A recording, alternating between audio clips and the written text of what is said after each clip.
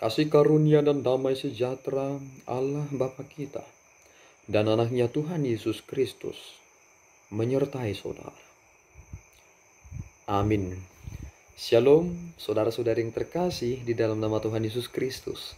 Senang bisa menyapa saudara di tempat saudara berada hari ini dalam dimensi yang berbeda, tetapi dalam dunia yang sama.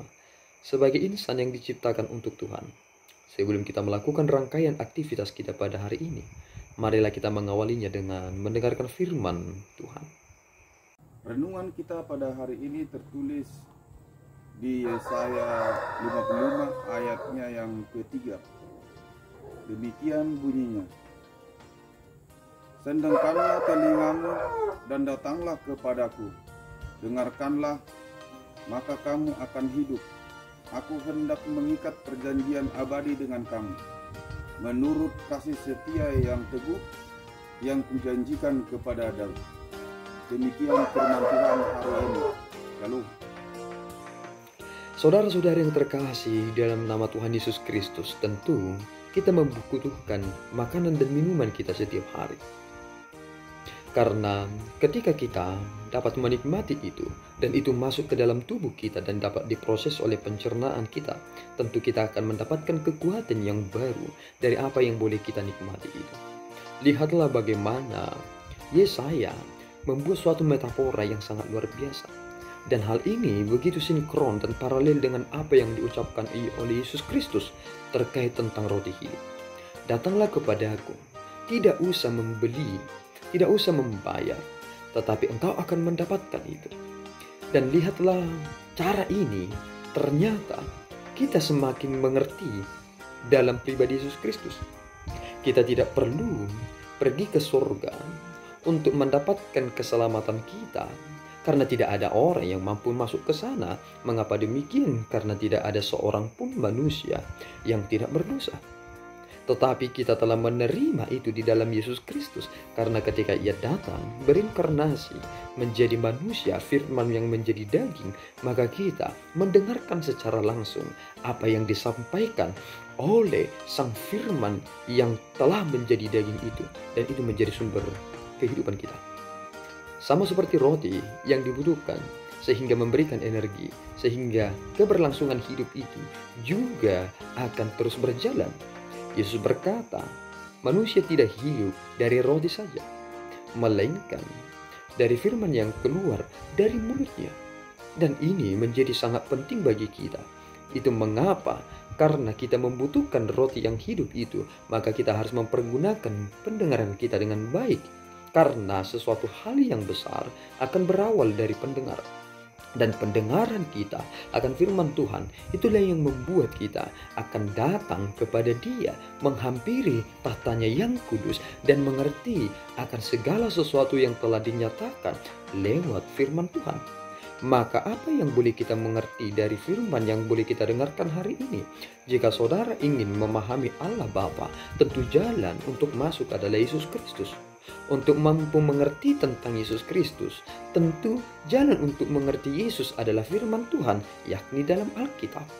Yang terpenting untuk memahami Alkitab adalah tuntunan Roh Kudus. Maka kita semakin menjadi mengerti satu hal, bahwa rasio itu memang penting, tetapi yang mengendalikan rasio itu adalah Roh Kudus, sehingga kita dapat melihat akan tatanan firman yang boleh kita baca ini menjadi sesuatu yang hidup. Ada orang yang membaca Alkitab, membaca firman dan menerima firman, tetapi itu tidak menjadi sesuatu hal yang hidup. Ia hanya membaca itu sebatas kata-kata saja, dan dia tidak mendapatkan sesuatu nilai yang terpenting dari apa yang ia baca. Maka saudaraku yang terkasih, hanya orang yang mendengarkan firman Tuhan dan yang menghampiri Dia akan mengerti bahwa ia telah berada di dalam janji abadi yang telah diikatkan dengannya. Lihatlah, Daud adalah cara Tuhan untuk membuka jalan itu. Hanya kepada keturunan Raja Daud telah ditetapkan bahwa lewat dari keturunannya lah akan lahir seorang yang besar yang akan menyelamatkan seluruh umat manusia. Mengapa demikian? Karena ia telah ditetapkan menjadi saksi bagi bangsa-bangsa dan menjadi seorang raja dan pemerintah bagi suku-suku bangsa. Memang dia adalah bangsa Israel dan dia adalah raja Israel, tetapi dia menjadi seorang raja dan pemerintah bagi suku-suku bangsa. Apakah saudara mengerti satu hal, bahwa Yesus Kristus adalah pemimpin raja oleh semua bangsa yang ada di dunia ini? Jika Daud Tuhan jadikan sebagai pemerintah dan raja bagi suku-suku bangsa yang lainnya, maka kita telah menerima pengertian itu di dalam Yesus Kristus. Mengapa demikian? Karena saudaraku, di mana Yesus berada dan berkuasa di hati setiap orang yang mendengarkan itu, maka tidak peduli apakah dia bangsa Indonesia ataukah bangsa Israel atau lain sebagainya, mereka adalah memiliki satu kesatuan, yakni warga kerajaan surga. Dan lihatlah, kepelbagaian itu menjadi satu, dan itulah pengertian tentang keesaan, bahwa Allah telah menyatakan roti hidup itu di dalam Kristus. Maka kita mengerti satu hal, kehidupan kita sedang berlangsung dan akan terus berlanjut hanya dalam roti hidup itu. Apakah saudara akan melanjutkan hidup saudara dan akan mendapatkan kehidupan yang kekal?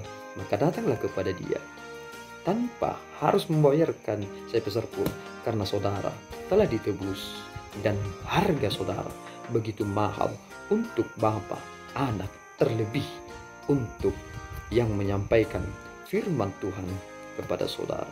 Tuhan Yesus memberkati. Kita berdoa. Ya Allah Tuhan kami bersyukur atas anugerah-Mu. Terima kasih Bapa atas firman yang boleh kami dengarkan hari ini. Kami telah mendengarkan firman-Mu dan kami memperoleh kehidupan. Berkati kami Bapa, supaya kami menjadi pribadi-pribadi yang senantiasa bersaksi atas penerimaan kami dan atas penyempurnaan sukacita kami dalam Kristus yang telah menyelamatkan kami. Kuatkan kami Bapa untuk menjalani kehidupan ini, dan dimuliakan nama-Mu dari apa yang boleh kami kerjakan dalam waktu yang singkat ini. Dalam Yesus kami berdoa dan mengucap syukur. Anugerah Tuhan kita Yesus Kristus, kasih setia Allah Bapa, dan persekutuan Roh Kudus menyertai saudara. Amin. Tuhan Yesus memberkati.